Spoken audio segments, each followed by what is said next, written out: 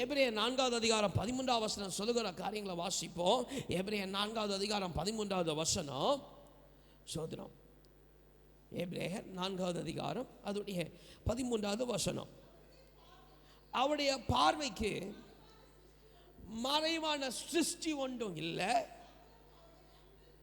சகலமும் அவருடைய கண்களுக்கு முன்பதாக நிர்வாணமாயும் வெளியரங்கமாயும் இருக்கிறது. அல்லேலூயா, அல்லேலூயா. இப்போ முதல்ல யோபு பக்தன் யோபுல பார்க்கும் பொழுது நடை உடைய செயல்கள் எல்லாம் எப்படி இருக்குதா? சோத்திரம் வெளிப்படையாக இருக்கு. அல்லேலூயா. இங்கே எபிரேயர்ல பார்க்கும்போது எந்த சிருஷ்டியும் இல்லை, எந்த மனுஷனும் இல்லை. அல்லேலூயா.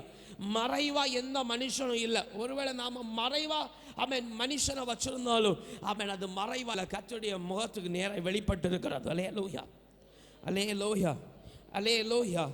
எப்படி இருக்குதா?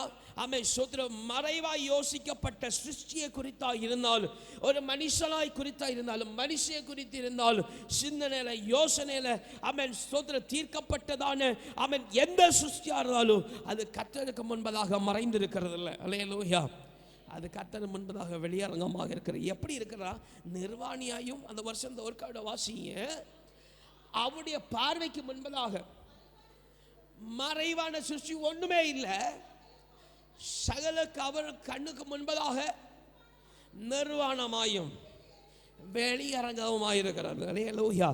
எந்த சிருஷ்டியை குறித்து நினைத்திருந்தாலும் மறைவிடத்தில் வைத்திருந்தாலும் ஒளித்து வைத்திருந்தாலும் அது கர்த்தருக்கு முன்பதாக வெளியரங்கமாயும் அது நிர்மாணமாயும் அதோடைய ஆதி முதல் முடிவு மட்டும் இருக்கிற காரியம் வெளியரங்கமாயிருக்கிறார். அல்லேலூயா, அல்லேலூயா, அல்லேலூயா.